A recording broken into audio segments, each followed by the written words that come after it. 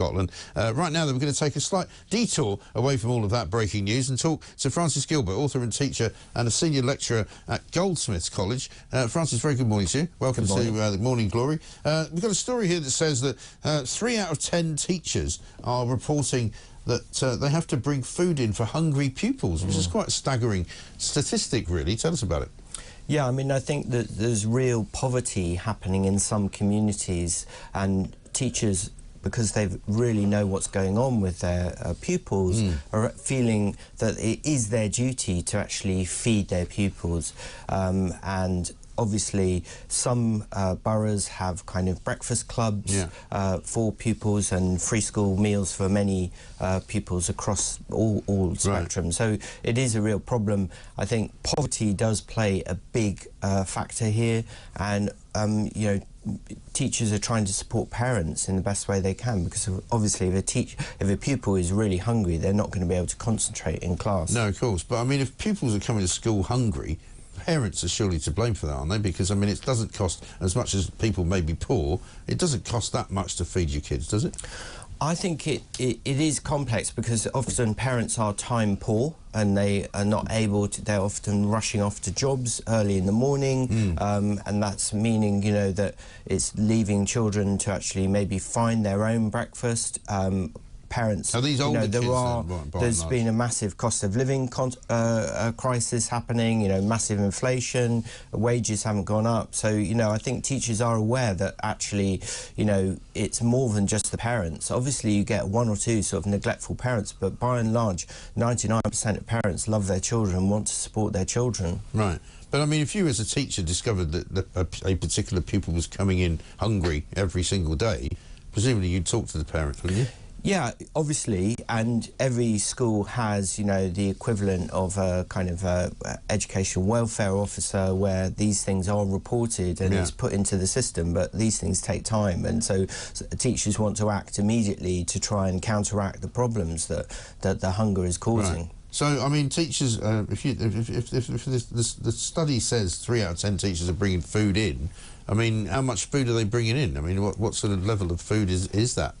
Well, I think that, you know, obviously that is a little bit of a kind of headline, but I think that the reality is that the schools themselves and the head teacher of a school is planning things like breakfast clubs, planning things like free school meals for the vast majority of children. So, and I think that often, you know, the statistics are a bit misleading because it is concentrated in pockets where there is poverty. Yeah, because it won't be everywhere, will it? Yeah, it won't be everywhere. Where there is poverty, so for example, you know, in Tower Hamlets, I know there's a big kind of scheme for breakfast clubs, and across many London boroughs there are. Other areas, it's not so needed, so it doesn't happen. And when you get a free school meal budget, does that budget money go into the school to sort of administrate, or does it come in the form of, you know, pre-prepared meals? Does it come in the form of a catering company? How does that, is the budget flexible, I suppose? Yeah, the budget is very flexible now. Most schools are academies, so the head teacher can choose how the money is spent. There is special money put in called pupil premium to give money for pupils who are poor, and the head teacher kind of makes decisions about what's happening. If there's a kind of local authority involved and it's local authority school, then the local authority will be deciding, you know, exactly how things are run, usually in those sorts of ways. Right. I mean, a couple of things to ask you just off that particular topic, but in teaching in general. I mean, the government is still saying, I mean, we'll find out, I guess, in October when the budget finally comes in, they're going to impose VAT on private schools. And it's bound to have an impact on the state system. What are teachers saying about that?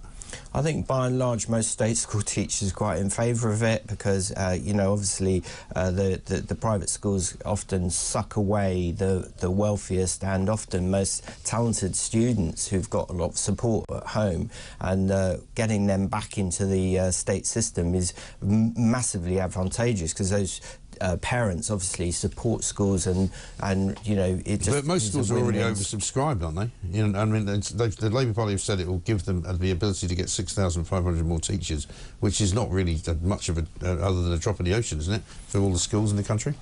Well, it'd be targeted in particular areas where we know there are massive teacher shortages. So, you know, within London, I think, you know, and other areas, certain urban areas, you know, they're going to have to, you know, target and get more teachers in because you know, of things like rising roles of pupils and things like that. Right. So it will be targeted. But if it's going to happen in January, you need to be recruiting some teachers now, don't you?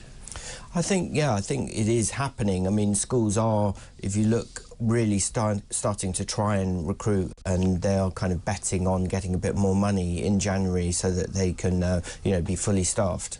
What, they're going to get more money as teachers, or the schools are going to get more money? And the schools will get more money. The head teachers will have more discretion about who they appoint and how they appoint them, and you know, obviously having more money means there's more teachers there. But Labour keeps telling us they haven't got any money though. They've got a 20 million black hole, keeps telling us.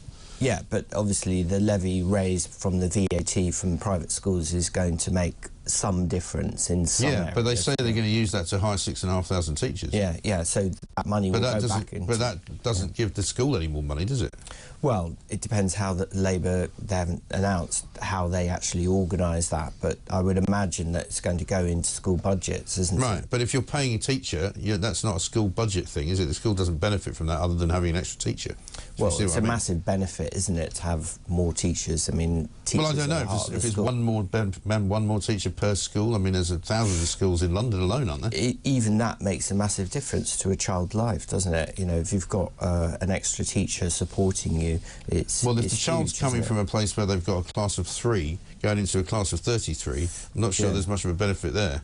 Well, I think what will happen is that the teachers will go into areas where there are clear shortages. I mean, I think that's pretty obvious. Yeah, sure. But there will still be very much of an overcrowding situation. What about the striking scenario? Because I think the teachers' unions are expecting to get some kind of pay rise offer from government at some point, because everyone's getting one in the public sector.